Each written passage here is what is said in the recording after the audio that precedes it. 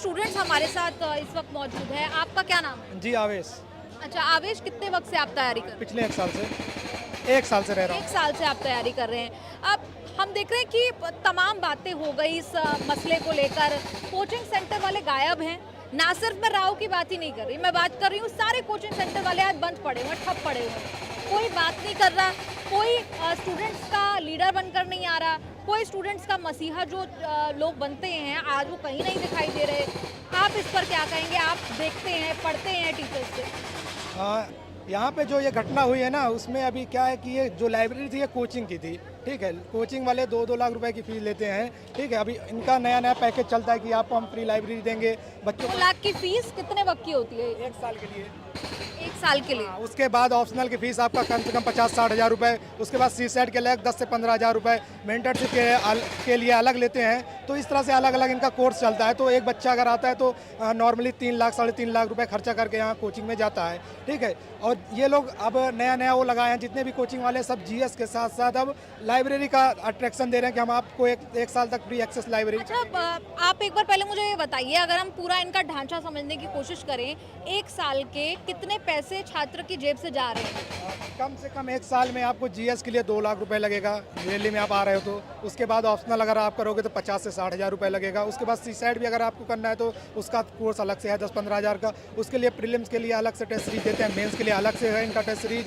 कुछ कोर्सेज में इनका इंटीग्रेटेड होता है ये सब, बाकी लेकिन अगर अलग अलग से कितना होगा? नॉर्मली 3-3.5 लाख मिनिमम, इससे कम में नहीं हो पाएगा। और जो छात्र ग्रामीण परिवेश से आ रहे हैं, जो इतना पैसा नहीं लगा सकते, वो फिर क्या करते हैं? बहुत सारे बच्चे ऐसे भी हैं जो मतलब लोन लेकर, उधार लेकर, घर बेचकर, खेत बेचकर, इस तरह से बच्चे भी आ रहे हैं। क्योंकि जो अभी ये मूवीज़ बनाई जा रही हैं, वेब सीरीज बनाई जा रही हैं, जो कोचिंग बड़े बड़े कोचिंग है ना, इनके पास अपना सोशल मीडिया, जैसे पॉलिटिकल पार्टी के पास सोशल मीडिया टीम होती है ना, इस तरह से इनके पास सोशल मीडिया की पूरी टीम है।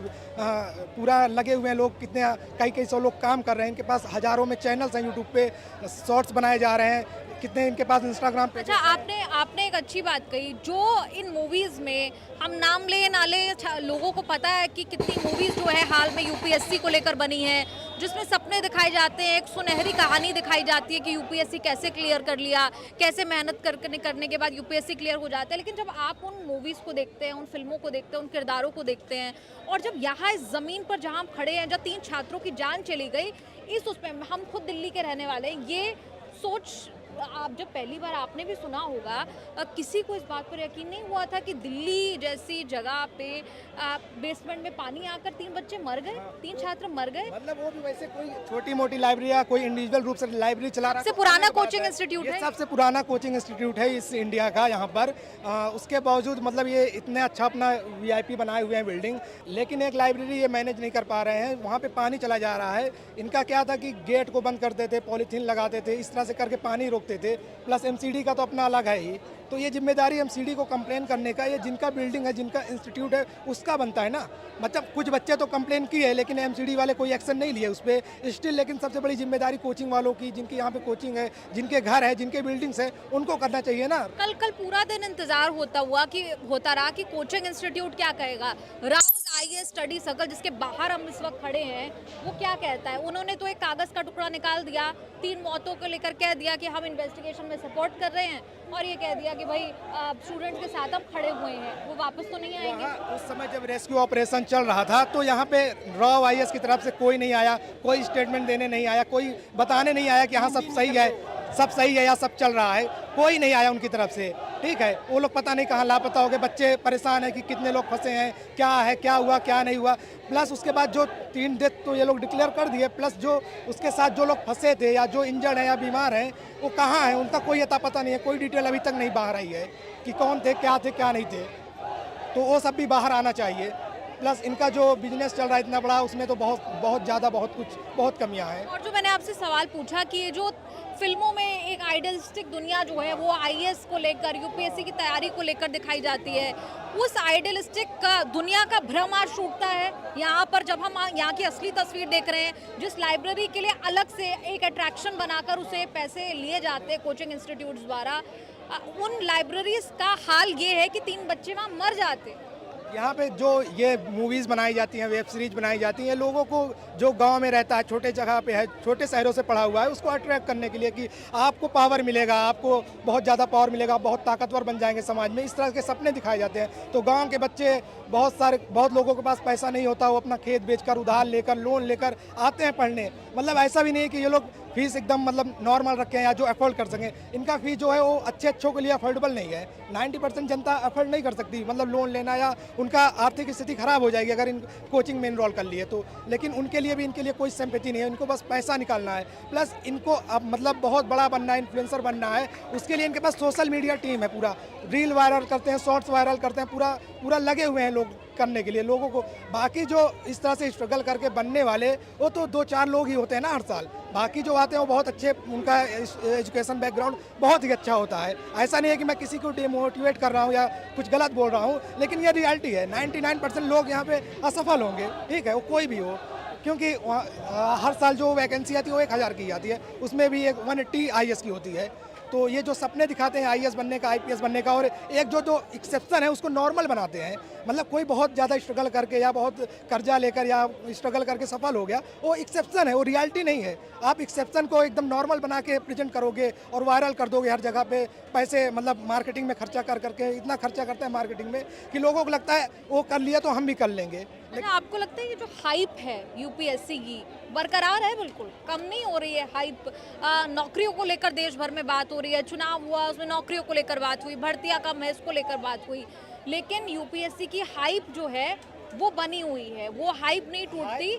लेकिन ये हाइप को कोचिंग वालों द्वारा बनाया जा रहा है, ऐसे हाइप नहीं बनी है। हर साल वेब सीरीज बनता है, मूवीज़ बनती हैं, ठीक है, उसको वायरल किया जाता है, शॉर्ट्स बनते हैं, जो टीचर है उसको लार्जर देन लाइफ प्रेजेंट किया जाता है कि वो बहुत बड़ा एक बहुत महान व्यक्ति है या बहुत बड़ा कोई है। ऐसा लगता है कि कभी कभी किसी का मंदिर बन जाएगा मुखर्जी नगर में, कुछ ऐसे फेमस टीचर हो गए, लोग पूछते हैं। लेकिन आज ऐसी स्थिति है, लेकिन कोई खड़ा होने के लिए नहीं आ रहा है। लोग बच्चे प्रोटेस्ट कर रहे हैं, 3 लोगों की जान चली गई, लेकिन कौन जिम्मेदार है? आप आके एक सिंपैथी के लिए खड़े तो हो सकते हैं कि हम आपके साथ हैं, जो भी हुआ गलत हुआ उसके खिलाफ हम सारे कोचिंग वाले एकजुट हैं आपके साथ। लेकिन ये कोचिंग वाले क्लासेस बंद कर रहे हैं तो उस पर भी ये कह रहे हैं कि अनअवॉइडेबल सिचुएशन है, प्रोटेस्ट चल रहा है, जाम है, उसकी वजह से हम क्लास बंद कर रहे हैं। मतलब इतना तो रखो यार कि किसी बच्चे की जान गई है, वो भी आपके कोचिंग में पढ़ता था या किसी कोचिंग में पढ़ता था, मतलब वो एस्पिरेंट था, आप किसी ना किसी तरह आपसे कनेक्टेड था, आपकी बिजनेस फील्ड से कनेक्टेड था, यूपीएससी कैटेगरी से कनेक्टेड था, तो उसके लिए आप 1-2 दिन 3 दिन बंद कर सकते हो। उसमें ये बताया जा रहा है कि प्रोटेस्ट चल रहा है इसके लिए बंद कर रहे हैं,